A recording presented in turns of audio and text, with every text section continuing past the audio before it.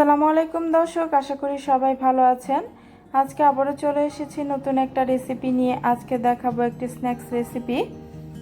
এটা আমি গরু মাংস কিমা দিয়ে তৈরি করেছি। এটা খেতে ভীষণ টেস্ট, খুবই মজার, আপনাদের ভালো লাগবে আশা করি। তো চলুন মূল রেসিপিতে চলে যাই। আমি প্রথমে একটা বাটিতে 1 কাপ কিমা নিয়ে নিয়েছি। 2টো পেঁয়াজ, 2টো মরিচ ব্লেন্ড করে নিয়েছি, সবগুলো এখানে দিয়ে দিলাম জিরা গুঁড়া, হলুদ গুঁড়া, ধনিয়া গুঁড়া, গরম মশলা গুঁড়া, রসুন বাটা, আদা বাটা, স্বাদ মতো লবণ। এগুলোকে একটু মিক্স করে নেব। দিয়ে দেব একটু চিলি ফ্লেক্স।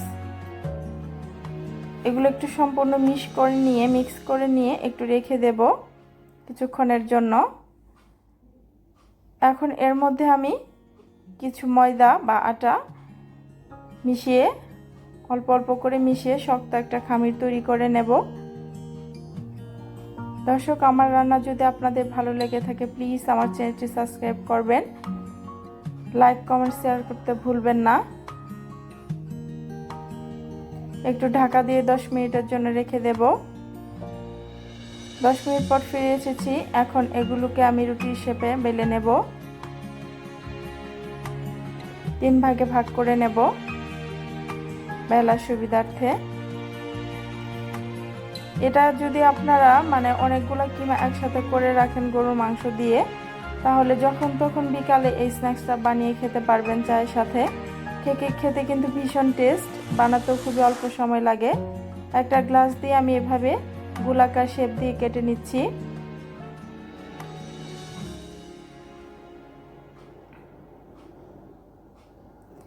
এটা বাচ্চারাও অনেক পছন্দ করে, বড়রাও অনেক পছন্দ করে।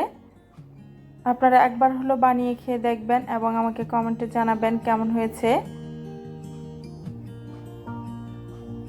রেসিপি ভালো থাকলে আমার চ্যানেলটি সাবস্ক্রাইব করার অনুরোধ থাকলো।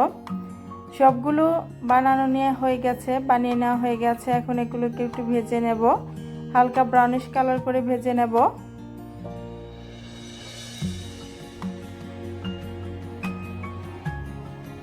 ভাজা হয়ে গেছে, সবগুলো এভাবে ভেজে নেব। সবগুলো এভাবে ভেজে নিয়েছি। আশা করি আজকের রেসিপিটি আপনাদের ভালো লেগেছে। তো আজকে এ পর্যন্তই, আবারও দেখা হবে নতুন কোনো রেসিপিতে। সে পর্যন্ত আপনারা ভালো থাকবেন, আমার জন্য দোয়া করবেন। আল্লাহ হাফেজ।